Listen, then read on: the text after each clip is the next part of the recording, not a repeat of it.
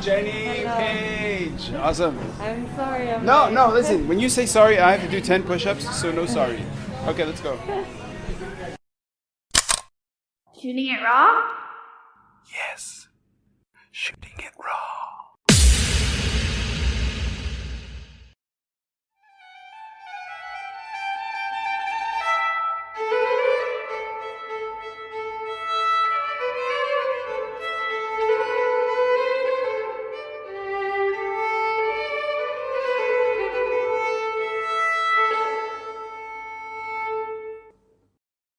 Jenny Page! Thank you. Hello. I think this is the closest I've sat to somebody fiddling at me.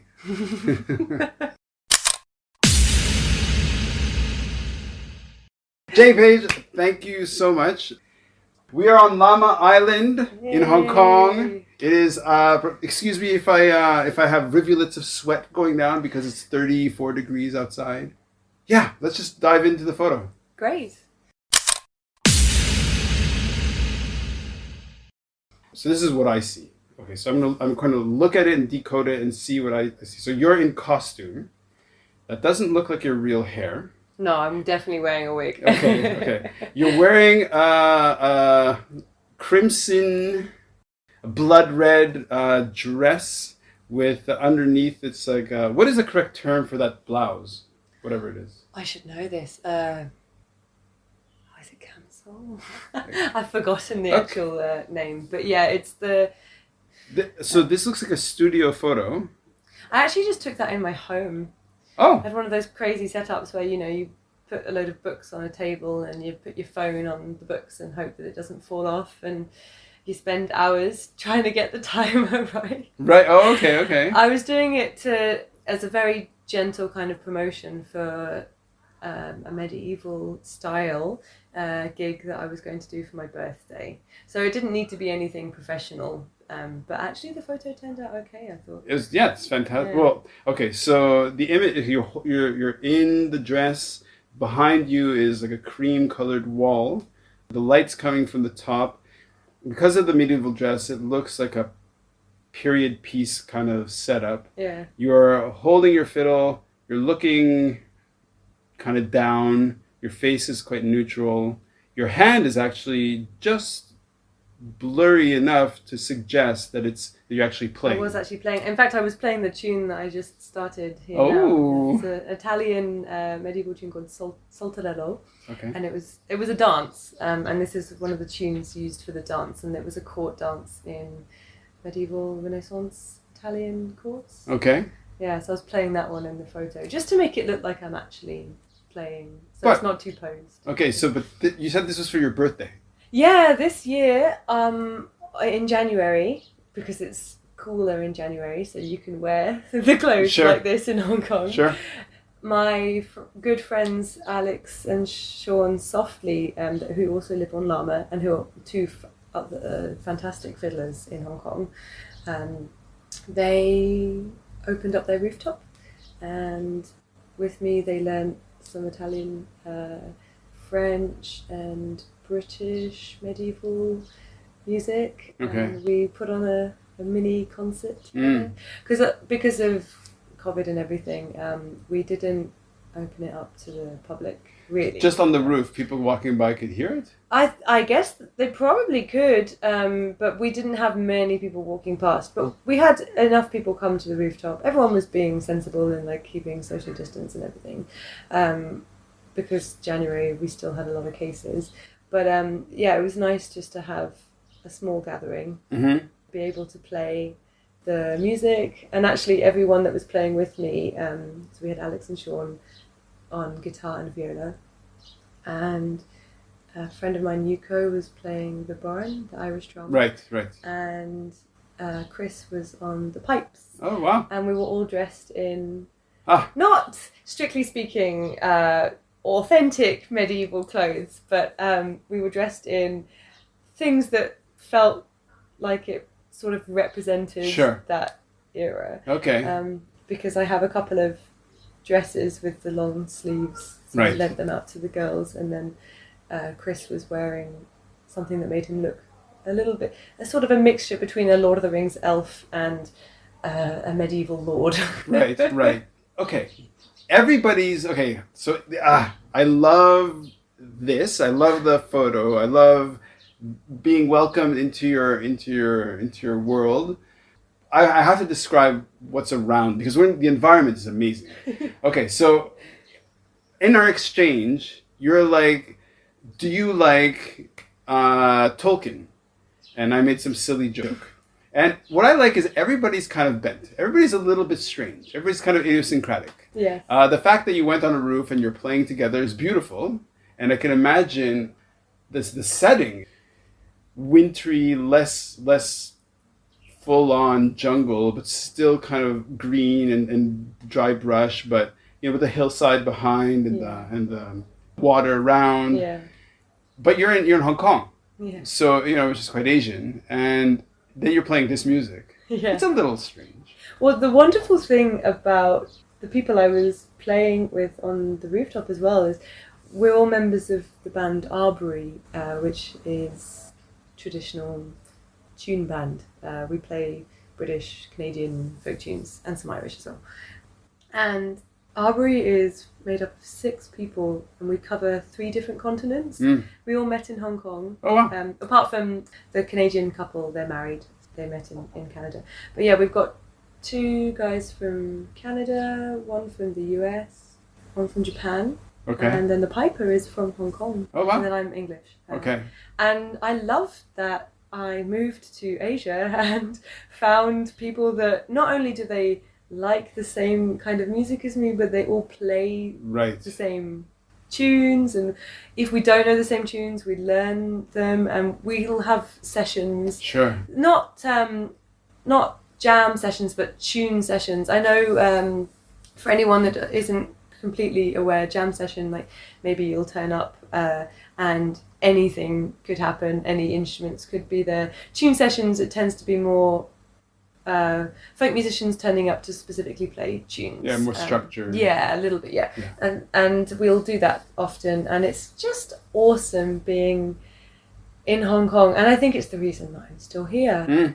I never imagined moving to Hong Kong and actually settling and getting my PR and having a very solid home base here. And solid home with so much music. Wow. So much music. So we yes, totally.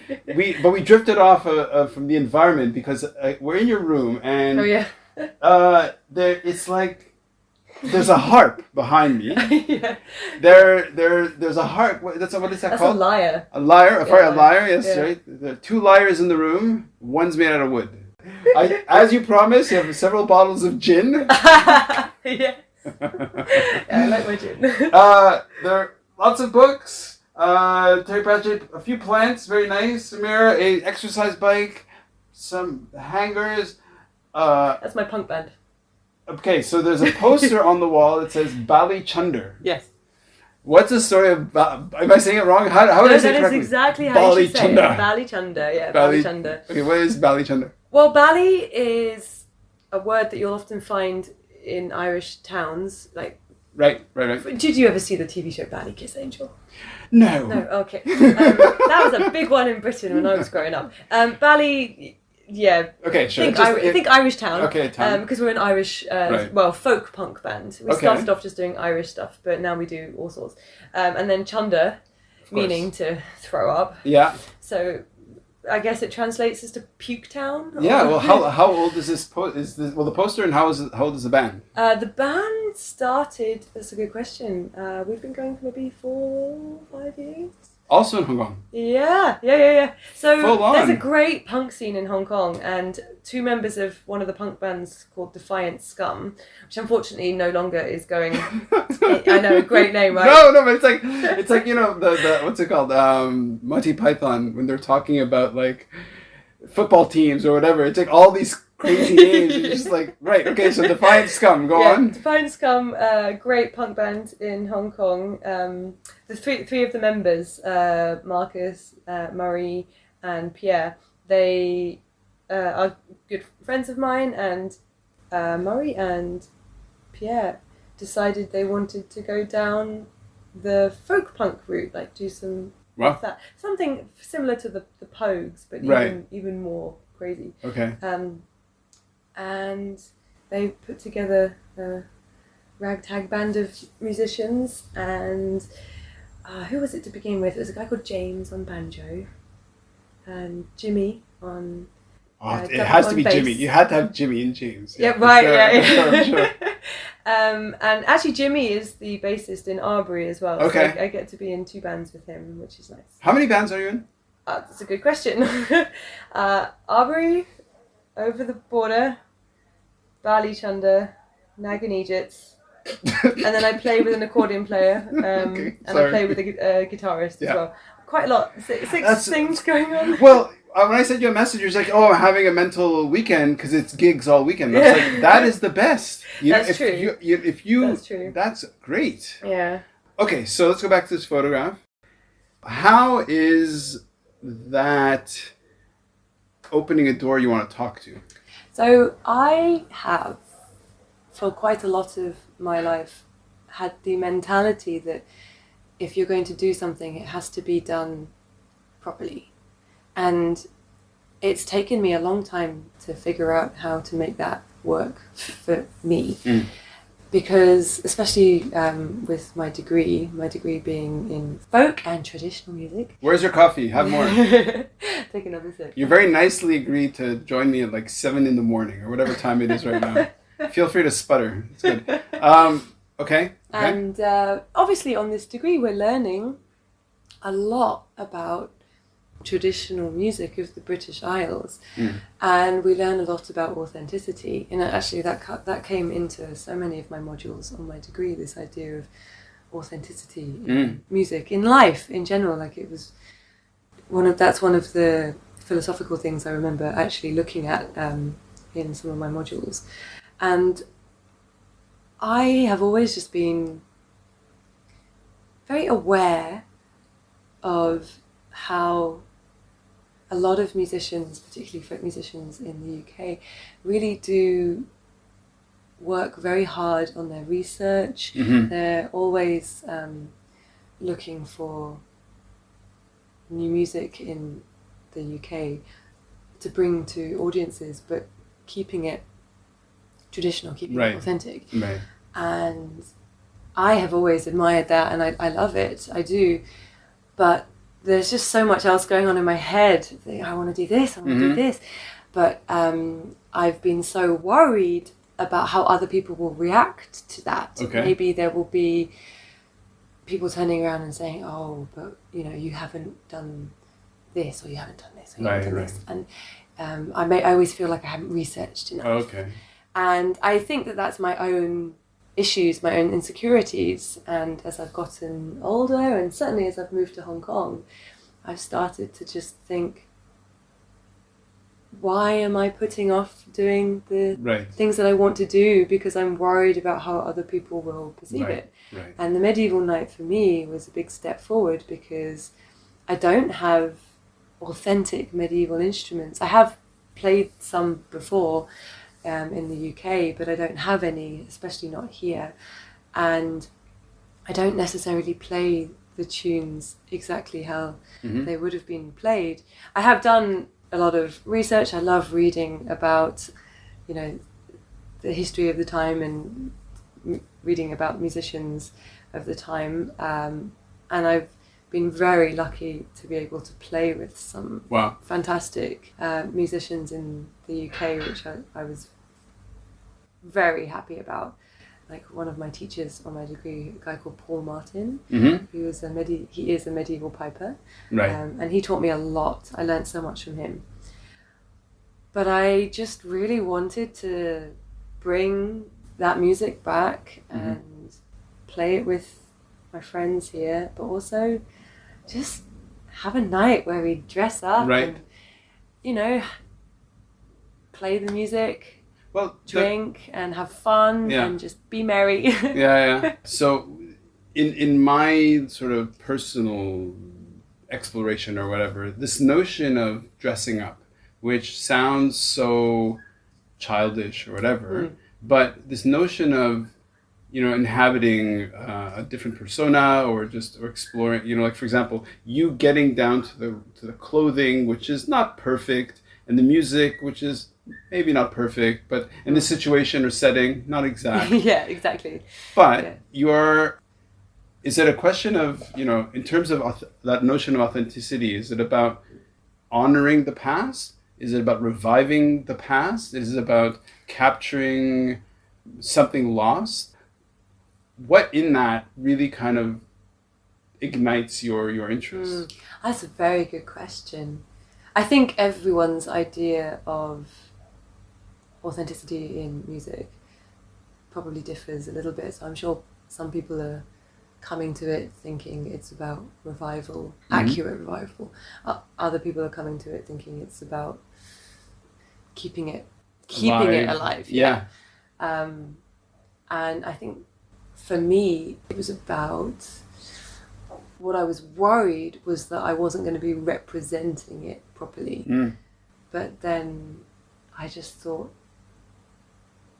but by not playing the music, I'm not representing anything Anyways. at all. Yeah. So I may as well just play the music. Sure. And the great thing about Hong Kong audiences, actually, I will say this about Hong Kong audiences, is they just love live music. Oh, okay. You don't get people coming up to you here making comments about how you could work on this, you could work on this. Maybe friends will do that afterwards.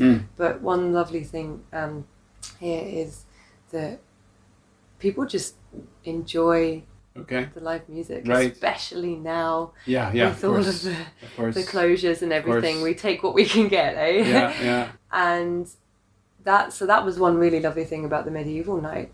No one cared that we weren't playing exact instruments of the time, or that maybe one of the tunes we were putting in chords that wouldn't have been played. We were just trying to create an atmosphere. Right.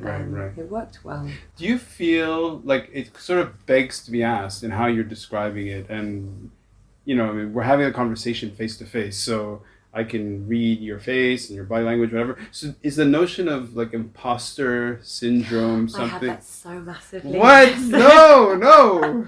Okay. And I've talked to so many musicians about this, and teachers, like some of my music teachers as well. And this is a very big thing in the music world that actually I don't think gets talked about enough. This idea of, should I really be here? Like, do I deserve to be here? Right. Am I doing anything good?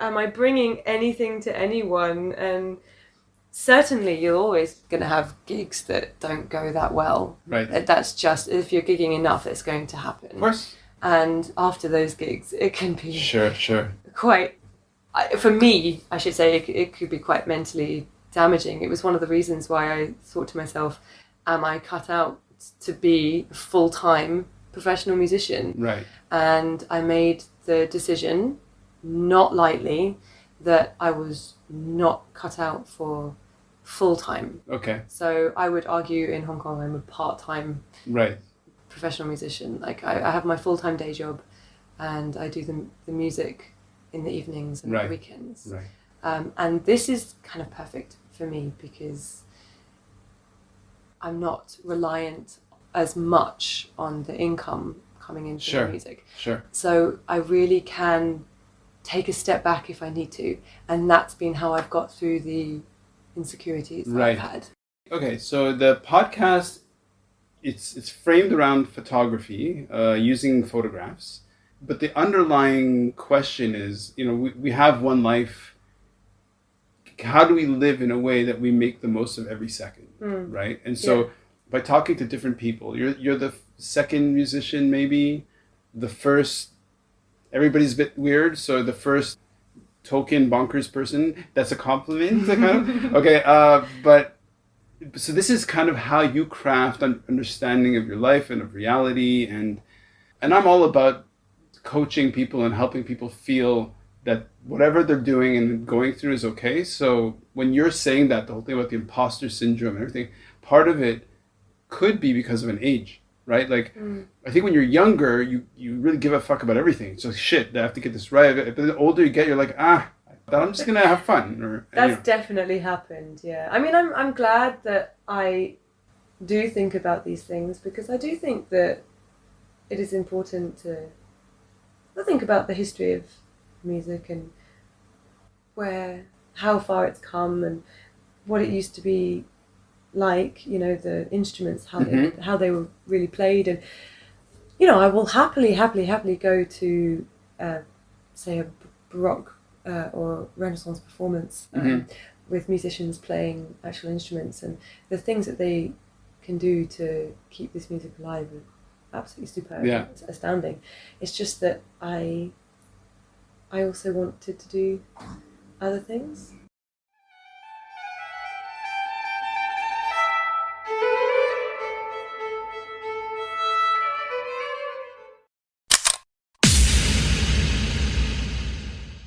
In this photo that you sent, it's called Keeping Busy and Mentally Healthy in COVID Times.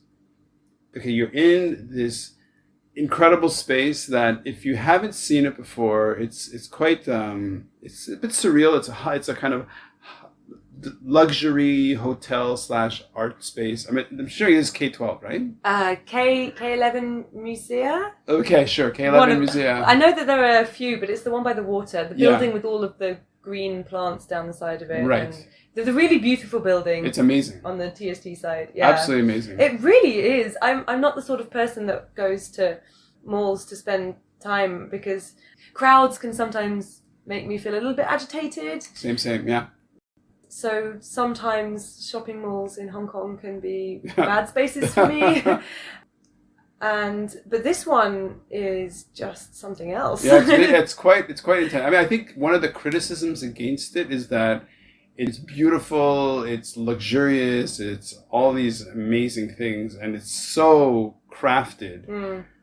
So it's like visually just unbelievable. So in the photograph, you are standing, I guess, on the downstairs on the nice tiles, gray tiles.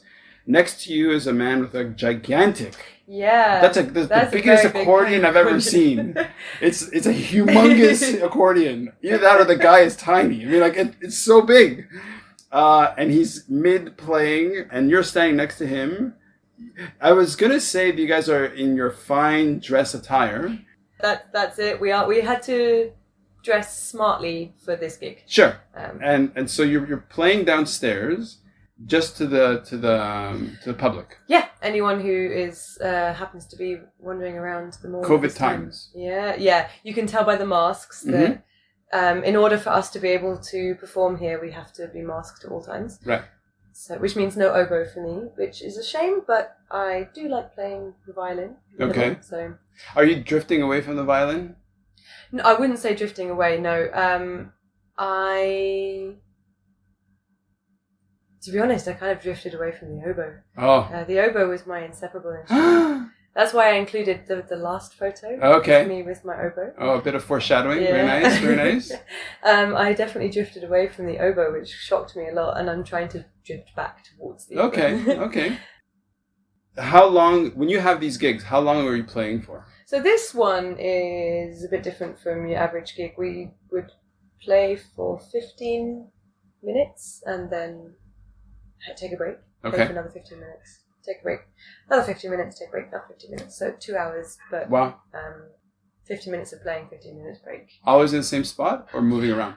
The first time I got asked to do this, we stayed in the same spot. The second time we were actually walking around. We were going outside as well. Oh, okay. Yeah. And it was actually a lot of fun because I love the gigs where people aren't always, sitting down listening. It's nice to get a little bit of both. Yeah. It's nice to have the gigs where people are sat listening to you, and it's also sometimes nice to just do the gigs where you can just play and not worry so much. Uh-huh. And that was one of them. And the piano accordion player that I'm playing with, his name is Nazar. He's a very talented classical piano accordion player. We met Free Space Jazz Fest in November last year, 2020, and I got chatting to him. I was showing him some of the folk music that I do, and he was really interested to learn some British folk music. So we've been working on tunes since then. and it's going well. Yeah, the music sounds good, I think. So he's the one that got me the gigs. Okay. Lemon. Okay. And it's been really good for me just being able to play out, even if it's in a mask. Sure. The masks, I know that sounds bad. I understand exactly why we have to wear the masks. But when you're playing the violin, every now and again, because the violin's on your shoulder, it will push the mask up and then you get poked Right in the eye. So it's been a whole other learning curve, learning how to play the violin while wearing a mask. Yeah. Wow. Yeah. Okay. But it's kept me sane. Yeah. The music has kept me sane. Sure. Okay. And with all the closures of the... Obviously, I understand why countries around the world are doing this. It's not a criticism, but it has been hard not getting the gigs in, and I'm sure every musician around the world... Performers are like, I need an audience. Yeah, exactly. It's really amazed me how so many musicians have really just worked out things, like maybe they've done a lot of recording. Yeah, online courses. Yeah. Like shows or whatever. On all the online stuff, exactly. I did do a couple of live streams, which was good. So that got me into doing some gigs that way. But I am not very technologically capable. Even the word is kind of like... I struggle to say the word. Yeah, exactly. No, okay. I joke that I am sort of stuck in the 15th century. Okay. I've just about figured out how to use my smartphone. Okay. So for me, I've been relying on other people to help me get the music in, because I just haven't. Well, I can imagine. I don't think you have to whisper. You're in your own house. And you're not going to get in trouble. It's interesting to me that, through this podcast, I've gotten the excuse to reach out to strangers. And it's all about sharing how different people are either coping or making meaning, and really diving into like, well, why this and why that and how. And so for me, it's a treat. And it just reveals how different people's function. And so for example, like, we're on Lamma in this nice cozy apartment on this island outside of Hong Kong, which is nuts and full on. And in this small space, your small space is not a judgment, because Hong Kong, everything's small. So yeah. But and this could be a cue for you to drink some coffee. Anyways, I'll edit out all the crappy stuff. But especially gurgling. Oh yeah, sorry. Definitely done that at one point. But it's just fascinating to me to see how people make sense of the world. And right now, it's like with COVID, everything's kind of people who need an audience. What do you do? Yeah. And how do you create that opportunity? I have been just trying to meet as many musicians as possible to just play, rehearse. The Canadian couple in Archery, Alex and Sean, they have a wonderful rooftop on Lamma that they've been able to have rehearsals on. Nice. And just so we've been getting music in that way. And then I have just really, really taken to how to explain. I'm still not very good at talking about this, because your English is very good. I have to say, you're very articulate. You're speaking very well. Is that what you mean? No. So just before COVID hit, I'd made this promise to myself that I was going to go down the cosplay route finally. Okay. Because I've always liked dressing as different characters. Yeah. And I love changing how I look. Okay. And I love... It's kind of an art form for me, and I love being able to include my music in this. Okay. So I guess my way of coping was combining the cosplay and the music, which was the medieval knight, I guess. Just having fun with the costumes and the music. Because you could argue that, I think that I would say that we were not bringing authentic medieval European music, but what we were doing was creating a medieval style, an atmosphere that could transport people to a slightly different place, and maybe going along some sort of Lord of the Rings line, like something a little bit like that, some kind of weird fusion of medieval European with fantasy, Right. which actually ended up being quite good, I think, and we all had a lot of fun. And that's been my coping mechanism, just pushing myself to do the things I've always wanted to do that I've been too scared to do because I've been worried that, because of the imposter syndrome thing we were talking about before, that it wasn't going to be good, it wasn't going to be good enough, people were going to find it strange or weird. But the wonderful thing particularly about Lamma, is people do just sort of throw themselves into things. Sure. Or Hong Kong in general. I have noticed that since moving here, I've come out of my shell a lot more.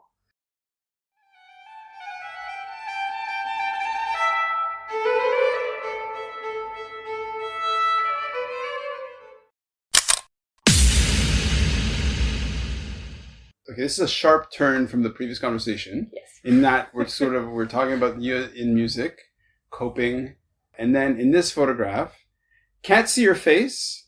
Your back is turned to the photographer. On your forearm is what I know to be a guard. Is it like a drawstring guard? Yeah, it stops the string from hurting. You're pulling back in very nice form. You're pulling back with your elbow nice and high. You're pulling back a wooden shaft arrow on a bow. I think that's a bamboo arrow. It's a bamboo arrow. I think. I will double check. Okay. Yes. And you're pulling back a more classic style bow. Yeah, this is a traditional Chinese style or Mongolian style bow. I've been learning for a year in Hong Kong. My teacher, I met him through one of the archery centres in Lai Chi Kok. I've been. Yeah, it's a good one. But now we go to one in Sampo Kong, and I have lessons with him. He's a great teacher. I have a lot of fun. Okay.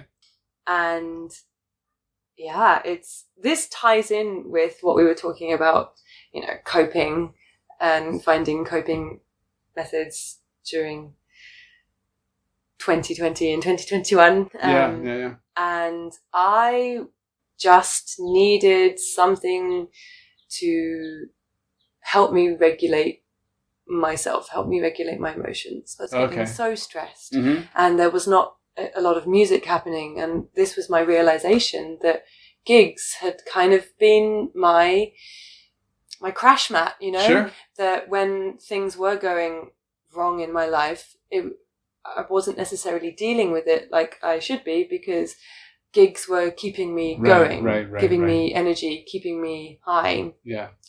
And losing so many gigs just due to closures made me realize that there were some deep issues that I needed to resolve, which we all have. Everyone has their own things, so I'm sure everyone can. As I'm sure this resonates with everyone. Nothing special here, but it was an important moment for me because this was the first time I was really realizing that I had a lot of stuff I needed to work on. Right. That I hadn't been for so many years, especially with moving to Hong Kong and continuing the music here. There have just been so many distractions. Right. Hong Kong can be a very distracting place. Sure. And I mean that in a very good way. Yeah.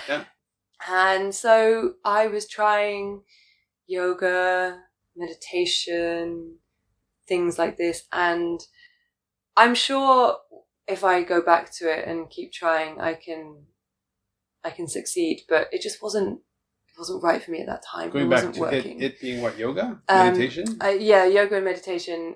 It wasn't helping me to calm myself, regulate my emotions. I know it works really well for so many people, but it wasn't right for me at the time. And so I was trying to think, what can I do? And I remembered trying this in the UK. Okay. And I just thought, why don't I see if I can do archery in Hong Kong? And turns out there are so many nice archers in Hong Kong, so many teachers, so many ranges, which is great. Okay. And I got in contact with the first one that came up on Google, which was the Golden Trust one in Lai Chi Kok. And it just went from there. And I very quickly realized that this was a very, very good way for me to build my focus and build my mental strength, because especially with the approach that my teacher's been using with me, it's very similar to martial arts. I mean, he's explained to me archery is one of the arts in China, and the way they approach archery is the same way they would approach the martial arts that they have. Sure. So he's been teaching me something called the 10 Steps of Archery, and it's very steady, very controlled, very focused, and it's really helping. Nice. I love it. Wow, you should see your face. Yeah. I believe it. I know, my eyes just light up. I believe it. I totally believe it. I get a little sparkle. Okay, so only because I have to somehow connect with that. You, in the UK, stumbled upon archery. It was actually because of the medieval music. Okay. I was going to a lot of fairs and getting to try it there, which was great. And we got to have archery lessons when I was in primary school as well, which was kind of fun. That's a different sort of experience. Like for example, I personally have had a sort of obsession with archery, in that I remember as a kid having a sort of a dream about using a bow, and then having a recurring dream of using a compound bow. And then finally, like 2 years ago, actually when COVID started, and I brought my daughter to Savannah, Georgia. And I think I may have had, it was like sparked by a dream or something, but then I woke up one morning and I was like, I'm going to get a bow.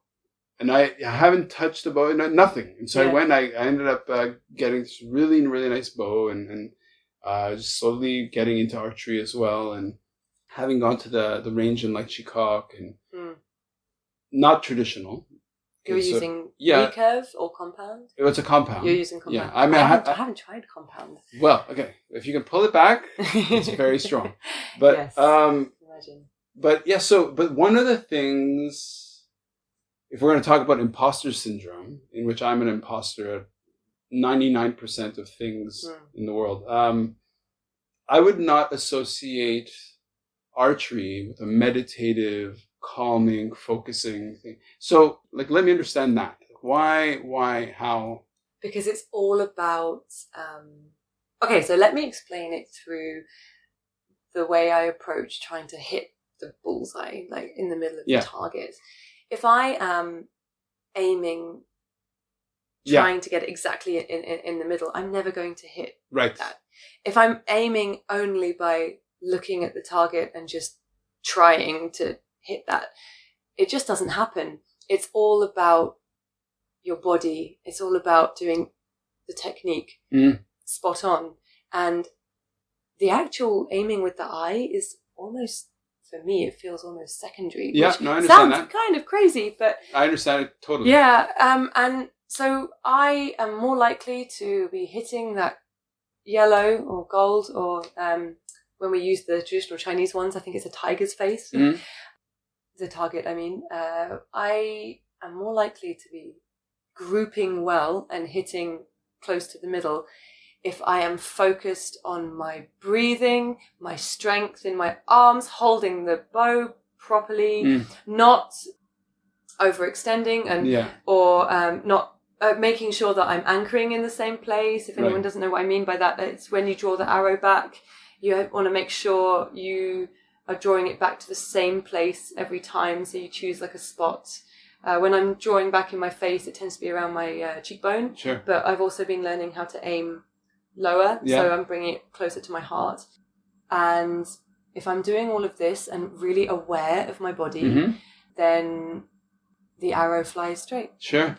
And that for me was when I realized that, I just remember thinking, oh, this is a really kind of important life lesson. Like, instead of trying to make everything happen the way I want it to, I need to just focus on who I am, what I'm doing, and if it doesn't work out the way I wanted it to, just to let it go and just keep focusing on who I am, how I'm approaching everything.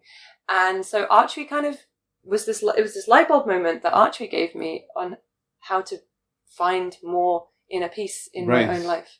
I also got very good advice from people around me, like my archery teacher was saying similar things. I have other friends who are quite spiritual who gave me fantastic advice on this too. Sure. And it kind of reinforced this idea that I come to learn just through archery. So for me, I think one of the reasons why it's working so well for me now, I don't get the imposter feeling when I'm doing the archery because I am still very much a student. Right. And that's really working well for me because I don't feel like I'm doing something that I don't feel like I shouldn't be there. Like I'm in Hong Kong. I want to learn more about, the traditions that Hong Kong and China have. And it is really great for me to be able to do that. And the wonderful thing about learning the Chinese Mongolian style is the steps that they do take. And it's so steady and so slow, and it's all just focusing on you and bringing it into you and focusing on what you're doing. And that helps me outside of archery. That helps me because I'm much more aware of maybe when I'm getting tension in certain parts of my body. Yeah. And as a musician, this is something I should have been already good at because, you can, especially if you're a fiddle player, you need to be careful with your shoulders and things. But I guess I just got lost along the way with that. And archery's helped me to bring this back. Bring this back, take care of myself. Sure. And I'm building up my upper body strength. Okay. I'm actually getting some muscle here now. Okay. My right arm is much bigger than my left arm. Please note that she's flexing for the audio. I love it. This is the biggest my arm's ever been. That's it's great. Still tiny, but... Let me connect a few dots to that. So one thing is that connecting it to as a kind of martial art. Okay, so I've been doing martial art, a certain kind of martial art, like Thai, like Muay Thai for 25 years. And I can handle myself well enough.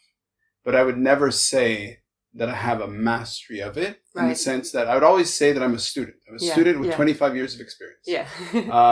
And I am, because of that and other things, I'm very aware of physical expression, physical movement and everything. So I mentioned earlier, this is the closest I've been to somebody playing a fiddle. I was aware of when we started, because you didn't warm up. You just sort of picked it up and just started playing. I wish I had warmed up. No, I know you should have. But in a way, you're warming up through the recording. And I could see in your hands, I could see that originally it's like, was it the being self-conscious of us recording with a microphone and me, this weird person in your house, and this new person, and you're playing, and all of a sudden you're like on this, okay, play something. And you're just like, oh, okay. So I'm getting, but you know what I mean? Like, and what was interesting was that as you kind of got into it more, I could see in your face and your fingers, and I could see that you're kind of settling into the practice. Like, okay, I know that, your body was kind of getting more into it, and the music sounded a little bit less worried, I guess. Yeah, I probably should have warmed up a little bit. I was very aware when I started that my fingers are sleepy. Sure. Well, you hadn't had your coffee. It's okay. Exactly. But so let's tie that to the archery, in that it's this notion of, you could, like, for example, my bow is like bells and whistles, because I bought it secondhand, so it came with all the bells and whistles of like the sights and everything, and so that's one way of nailing your aim so well. Yeah. And yet there's this idea of shooting instinctively. Right. Yeah. That's really, I think, the word. Which is what you have to do, I guess, with the traditional bows, because we just don't have any help. Yeah. I have never shot with a modern bow. It's always been with a traditional bow. That's what I love. I mean, I probably should try one just to see what it's like. Listen, it's not like you have years of experience. I never shot wait a second. No, I just mean because I was going to the medieval fairs and stuff, so they didn't have the modern bows. So every time I've tried it, it's always been with a very basic bow. But it's kind of fun for me to do that, and I don't care about how much I'm missing Of course, target of course. or how much I'm yeah. hitting it. Yeah. It really is just, for me, it's just fun. So when you go, how long do you normally shoot for? An hour. An hour? Okay. Sometimes, the other day I went for an hour and a half. Okay. But we were shooting from 18 meters, and that'd be my first time going 18 meters for a few months. So Okay. I did get quite tired. Okay. Interesting.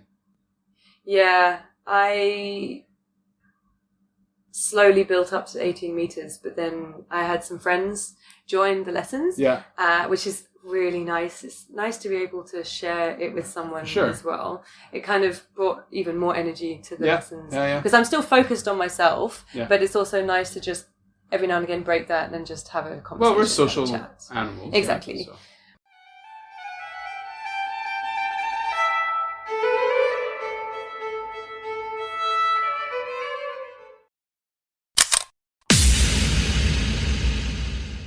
So now in this photograph, you hinted at it before, and we're gonna get into it. So in the photo, so you're standing, holding an oboe. Mm-hmm. There's Nemo, my oboe. Nemo, you're holding Nemo, your oboe. Behind on the screen is a slide of a very nice logo of the name Archery, which I understand is your band. Yeah. And then behind you, I see like amps, and I see what looks like maybe a drum kit on the right, but definitely the fiddle. And we're talking about costume before. I don't think you're in costume in this one. No, just formal-ish gig. So this was a gig where we had to be kind of smart, but it doesn't have to be white tie, black tie, kind of smart. Let's just wait for the... Sorry. Helicopter landing. Is it landing? Yeah, it's coming down. Switch.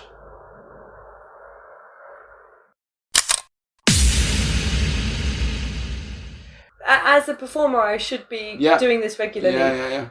And so I've been doing this with the medieval night, pushing myself to do that, and pushing myself with the accordion player. That's because we've got two very different musicians working together, and it's really making me change how I view things, change how I see things, change how I work on things. And so it's very good for me. That's pushing me out of my comfort zone. And this is going to tie very nicely into the oboe. Great. Just pushing myself to do things that I've always wanted to do, but I'd never had the confidence before. Okay. And I'm finally reaching a point where I just say, just do it, Jenny. So when you asked, I thought my initial response was, I have nothing valuable to bring to a podcast. But then I thought, just do it. It turns out you're wrong. Wow. So far, okay, last photo. It's all downhill from here. No, don't worry. Okay, so in this photograph, when was it made? This would have been March 2020 at Lauback, the restaurant / venue in the West Kowloon Cultural District. Free space. Oh. And we were very lucky. They let us come do a gig at the restaurant, and it was so much fun. Oh, wicked. Yeah, and this was my first time performing on oboe in a long time, and I was very nervous. And because Nemo and I, that's my oboe, we were inseparable in the UK. When I was doing my folk and traditional music degree, fiddle was my secondary instrument, really. It was the one that I had more lessons on, just because it was difficult for them to find me an oboe teacher. And my fiddle playing did improve a lot. I had a wonderful teacher, Katrina MacDonald. She was fantastic.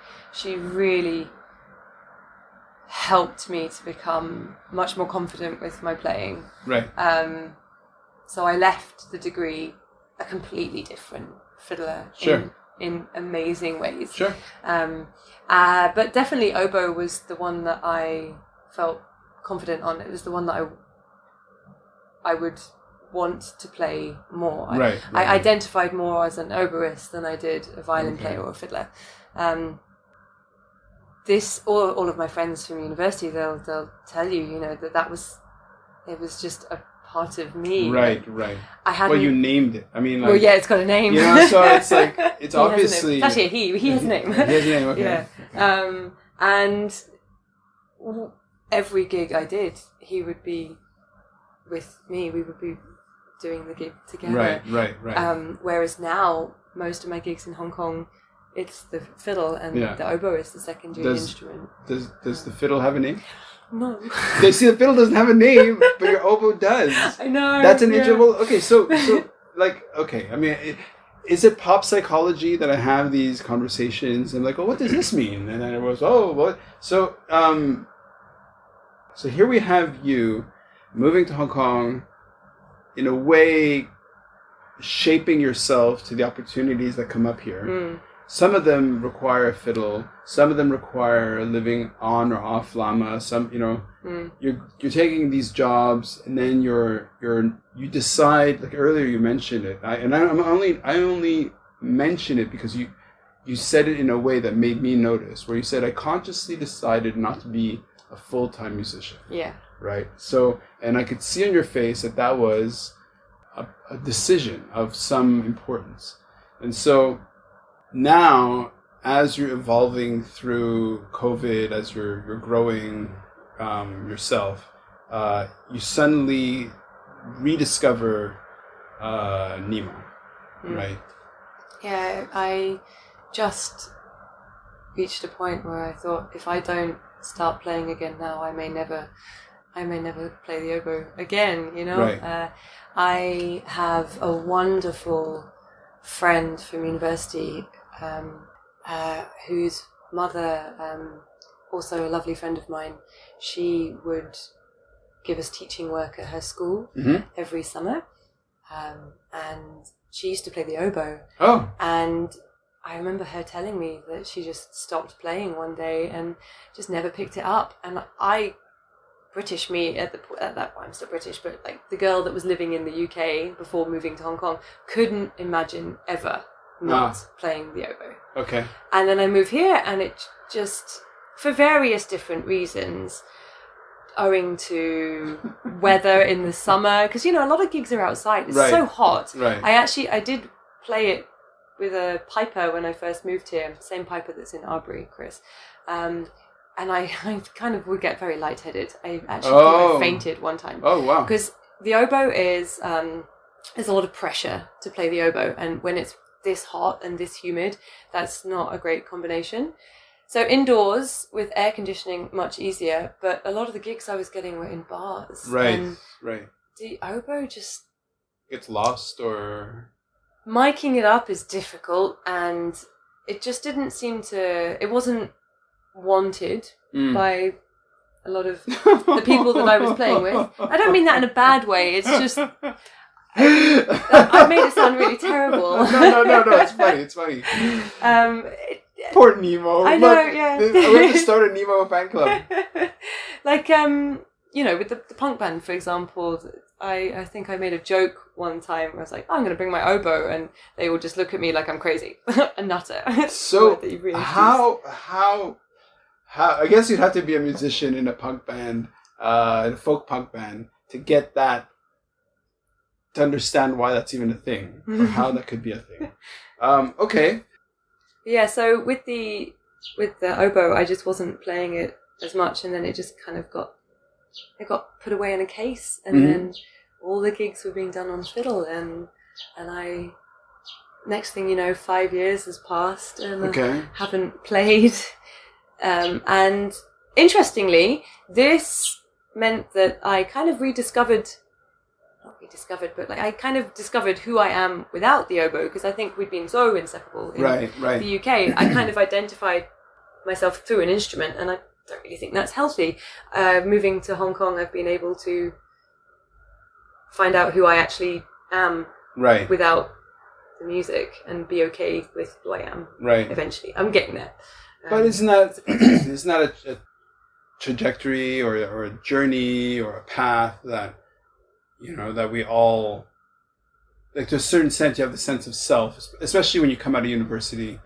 You it's such an intense time, and you're growing and changing, and all you're trying to decide who you really are. Yeah. And then, so in your mind, you have this identity that you, in your case, you attach, you really anchored it to Nemo. Yeah. And then you start discovering or developing beyond that. And, but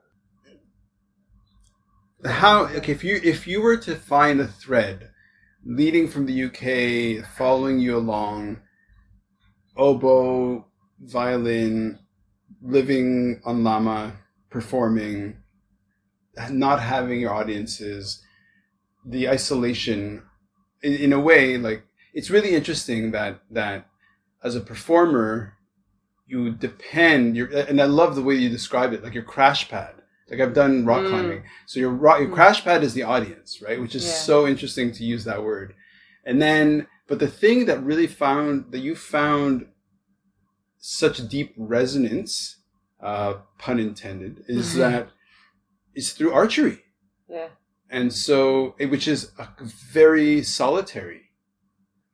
True. So how do you tie all that together? I tie it all together by, so the calmness that archery has brought me has made me be able to just go out.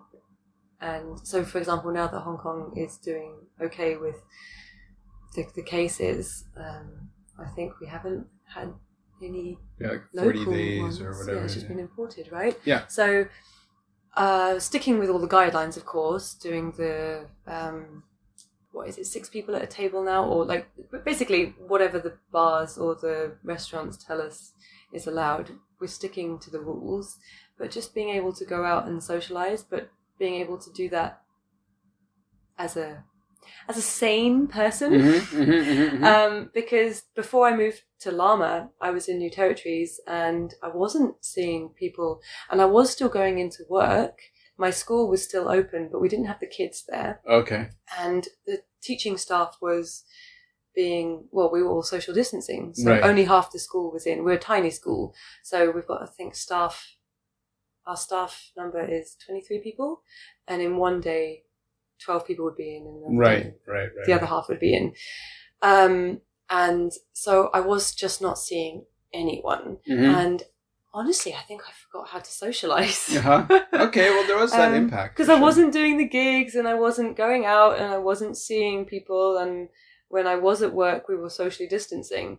And this went on for months, as people across the world can understand this. Yeah. Again, I know it's nothing special, but the archery has been able to keep me focused, give my mind clarity, help me regulate my emotions. So all of the stress that was building up, because I wasn't releasing it at gigs, and I wasn't releasing it on like going for dinners with friends and just having a good time, and or just being out. I wasn't doing any of this. So the archery gave me that release, so that when I did finally start going out again, being able to do gigs, I was able to regulate myself. The stress wasn't pouring all out. There were times, my friends will tell you this, there were times when I wasn't in control. Sure. Which is, I feel sad to admit, but it's also good for me to be able to say that out loud.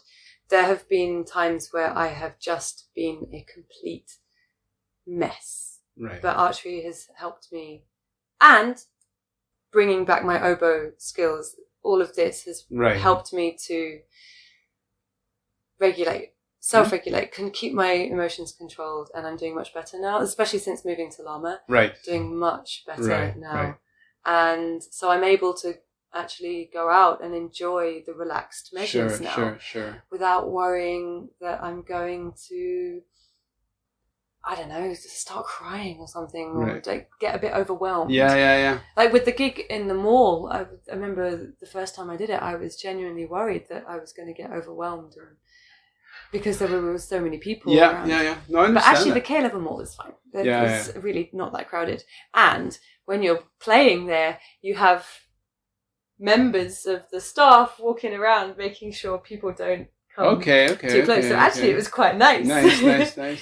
But yeah, I think that's how I would explain why archery is such a solitary thing, can help me to be more social, because it's helped me to start that journey of really self-regulating and letting things go, focusing on myself and the actions that I'm doing, and making sure I'm just being a good person in society. And you describe yourself as being like this, trying, but trying to be a good person. You seem very well adjusted. The archery I seems to be have my working. moments. We all do. So listen, Jenny Page, look, this has been great. I've had you. We've been speaking for a while now, and thank you so much. I really appreciate it.